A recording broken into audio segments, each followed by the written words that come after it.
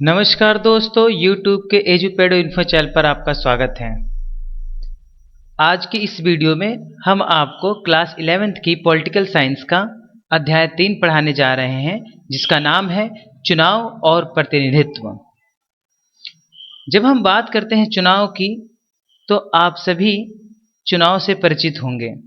किसी न किसी रूप में आप चुनाव से जुड़े भी हैं, क्योंकि भारत एक बहुत ही बड़ा जनसंख्या की दृष्टि से और क्षेत्रफल की दृष्टि से भी देश है और लोकतांत्रिक देश है। तो लोकतंत्र में चुनाव बहुत ही महत्वपूर्ण है और इसके साथ ही प्रतिनिधि वे व्यक्ति जिनका चुनाव होता है, उनसे संबंधित चीज़ों को जानना भी बहुत ज़रूरी है। तो आज के इस वीडियो में हम इस अध्याय के बारे में विस्तार से चर्चा करेंगे, लेकिन इससे पहले मैं आपको बता दूं, यदि आपको हमारी वीडियो अच्छी लगे तो हमारे वीडियो को ज़रूर लाइक करें और शेयर करें, और इसके साथ ही कमेंट करना ना भूलें। और दोस्तों, अगर आपको और अच्छी अपडेट्स लेनी है नई नई वीडियो के बारे में, तो हमारे चैनल को सब्सक्राइब करना ना भूलें। तो आइए शुरू करते हैं चैप्टर नंबर 3, जिसका नाम है चुनाव और प्रतिनिधित्व। सबसे पहले चुनाव क्या होता है? तो जैसा कि आप स्क्रीन पर देख रहे हैं, एक ऐसी व्यवस्था जिसमें अप्रत्यक्ष विधि के द्वारा जनता अपने प्रतिनिधि को चुनती है, उसे चुनाव कहते हैं। चुनाव को निर्वाचन भी कहा जाता है। जब हम बात करते हैं चुनाव की, तो चाहे हम अपने स्कूल में मॉनिटर का चुनाव करें या फिर हम देश के राष्ट्रपति का चुनाव करें, कहीं ना कहीं किसी न किसी नियम से ये चीज़ जुड़ी होती है।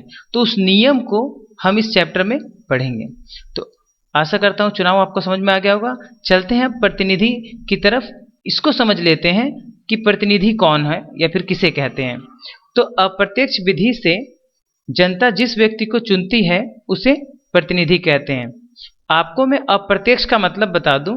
अप्रत्यक्ष का मतलब है कि सीधे तौर से हाथ खड़े करके या हम उसके सामने जाकर उसको नहीं चुनते, बल्कि अपनी किसी न किसी दूसरी विधि के द्वारा चुनते हैं, जिसमें हम उम्मीदवार को प्रत्यक्ष रूप से यानी सामने नहीं देखते हैं। तो इस विधि को हम अप्रत्यक्ष कहते हैं। जब हम बात करते हैं प्रतिनिधि की, तो वही व्यक्ति जिसको हम चुनते हैं अप्रत्यक्ष रूप से, वही प्रतिनिधि कहलाता है। अब प्रतिनिधि जनता के सुझावों और समस्याओं को सरकार के सामने रखता है। अब प्रत्यक्ष लोकतंत्र क्या है? तो लोकतंत्र की ऐसी विधि जिसमें जनता एक जगह इकट्ठी होकर सामूहिक फैसले लेते हैं, उसे हम प्रत्यक्ष लोकतंत्र कहते हैं। प्राचीन यूनान में जनता एक स्थान पर इकट्ठी होकर और हाथ खड़े कर कर किसी भी समस्या का या नियम के लिए फैसला करते थे। वहाँ पर लोगों को एक साथ इकट्ठा करके जो भी प्रशासन होता था, वो वोट करवाता था और वोट के आधार पर निर्णय लिया जाता था। तो ये प्रत्यक्ष लोकतंत्र जो है, बहुत कम देशों में है।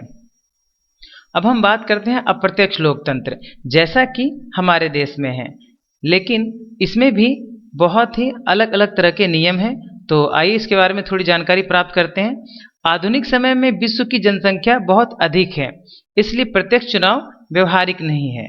हाँ, मैं आपको ये समझा दूँ ऐसा क्यों है कि अगर मान लीजिए 1 करोड़ लोगों को एक जगह खड़ा कराया जाए, तो क्या ये पॉसिबल है, संभव है कि वो सारे लोग एक जगह ऐसी किसी जगह में आ सके जहां पर एक साथ हाथ उठा के वो दिखा सकें या फिर अपने विचारों को प्रकट कर सकें? ऐसा संभव नहीं है। तो इसलिए अप्रत्यक्ष विधि का इस्तेमाल किया जाता है। तो इसे हम अप्रत्यक्ष लोकतंत्र कहते हैं, जिसमें कि हम वोट डालने जाते हैं अपने देश में। तो ऐसे राष्ट्रों में जहां जनसंख्या बहुत अधिक है, वहां चुनाव की अप्रत्यक्ष विधि को ही अपनाया जाता है। अब जब हम भारत में चुनाव की बात करते हैं, तो भारत भौगोलिक रूप के साथ साथ जनसंख्या की दृष्टि से भी एक बहुत ही विशाल देश है, और ऐसे देश में प्रत्यक्ष लोकतंत्र लागू करना ये बहुत बड़ी चुनौती है, और इसीलिए इस विधि को नहीं लिया गया है, बल्कि अप्रत्यक्ष विधि को लिया गया है। तो इसकी कुछ मुख्य विशेषताएं हम आपको बता देते हैं। भारत में चुनाव व्यवस्था के लिए विस्तार से नियम एवं कानून बनाए गए हैं। भारत में संविधान के अनुसार चुनाव कराने के लिए अलग स्वतंत्र संस्था की व्यवस्था की गई है, जिसको हम निर्वाचन आयोग कहते हैं। चुनाव लड़ने की योग्यता, मत देने की योग्यता और चुनाव कैसे संपन्न हो, इन सभी नियमों को संविधान में लिखा गया है। तो जैसा कि मैंने अभी डिस्कस किया कि चुनाव के लिए एक अलग संस्था है, तो उसको हम कहते हैं चुनाव आयोग। तो यहाँ पर चुनाव आयोग के कार्य को जान लेते हैं। भारत में स्वतंत्र एवं निष्पक्ष चुनाव कराने का दायित्व संवैधानिक संस्था चुनाव आयोग को ही दिया गया है। चुनाव आयोग में कुल 3 सदस्य वर्तमान में हैं। 1989 से पहले इसमें एक ही सदस्य हुआ करता था, लेकिन 1989 इंग्लिश में बताता हूँ मैं आपको 1989 के बाद और 1989 से इसमें 3 सदस्यों को जगह दी गई, और तब से आज तक यूं कहें कि 1993 जैसे 1989 में एक ही सदस्य 3 सदस्य कर दिए गए, उसके तुरंत बाद चुनाव होने के तुरंत बाद एक सदस्य कर दिया गया, और फिर 1993 में 3 सदस्य किए गए। तो 1993 से लेकर आज तक चुनाव आयोग में 3 सदस्य हैं। इसमें एक मुख्य चुनाव आयुक्त होता है और बाकी 2 अन्य सदस्य होते हैं। देश के अगर प्रथम चुनाव आयुक्त की बात की जाए तो वो श्री सुकुमार सेन थे। आइए चलते हैं अब चुनाव प्रणाली की तरफ।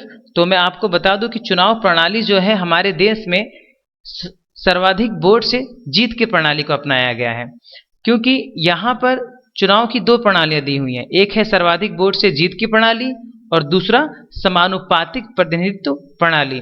इन दोनों के बारे में हम बारी बारी से चर्चा करेंगे। तो जब हम बात करते हैं सर्वाधिक वोट से जीत की प्रणाली की, जो कि भारत में अपनाई गई है, इस प्रणाली के अंतर्गत वह प्रत्याशी विजय होता है जिसे सबसे अधिक वोट मिले हों। इस प्रणाली की खास बात यह है कि अगर किसी प्रत्याशी को एक वोट भी अधिक मिल जाता है दूसरे बाकी प्रत्याशियों से, तो ये जीत जाता है, और इसमें केवल एक ही व्यक्ति चुना जाता है एक क्षेत्र से। इस प्रणाली के अंतर्गत एक से अधिक निर्वाचन क्षेत्र होते हैं और प्रत्येक निर्वाचन क्षेत्र से एक ही उम्मीदवार जीत के संसद में पहुंचता है या फिर राज्य की विधानसभा में पहुंचता है। और जब हम बात करते हैं समानुपातिक प्रतिनिधित्व प्रणाली की, तो इस प्रणाली के अंतर्गत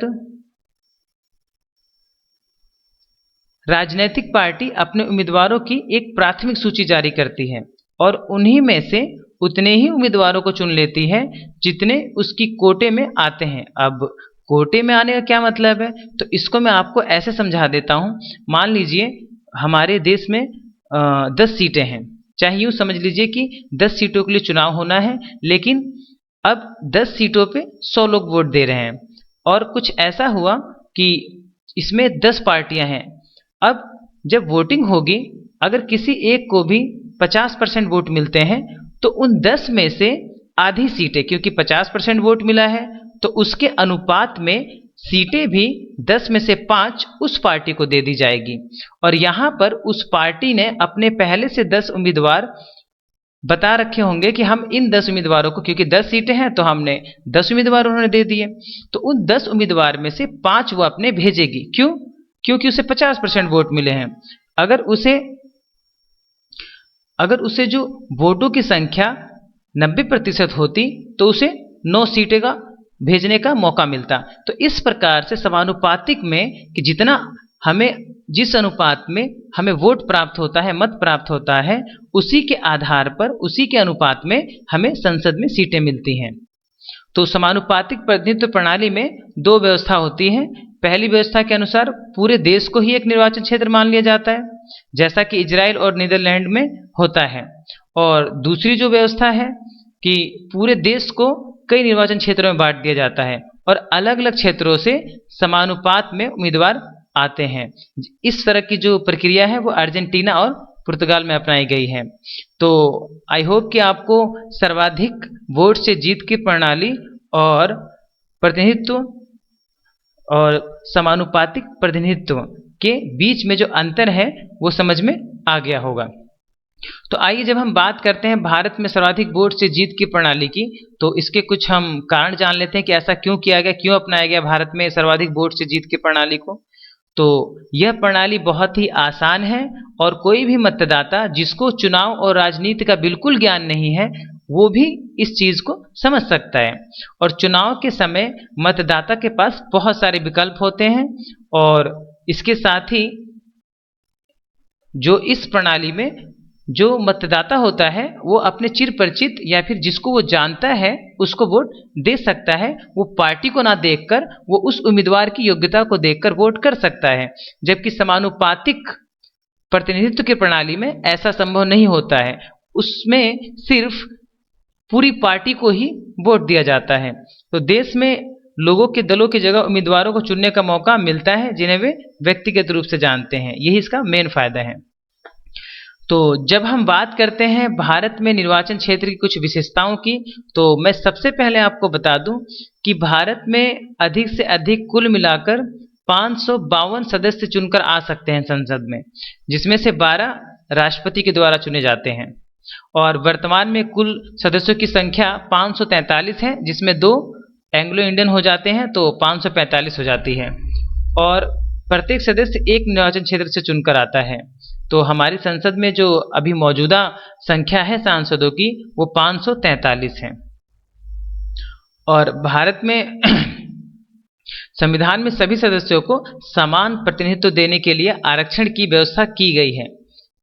जैसे एससी, अगर हम बात करें एससी की, अनुसूचित जाति की, तो उनको 79 यानी 79 सीटें आरक्षित की गई हैं।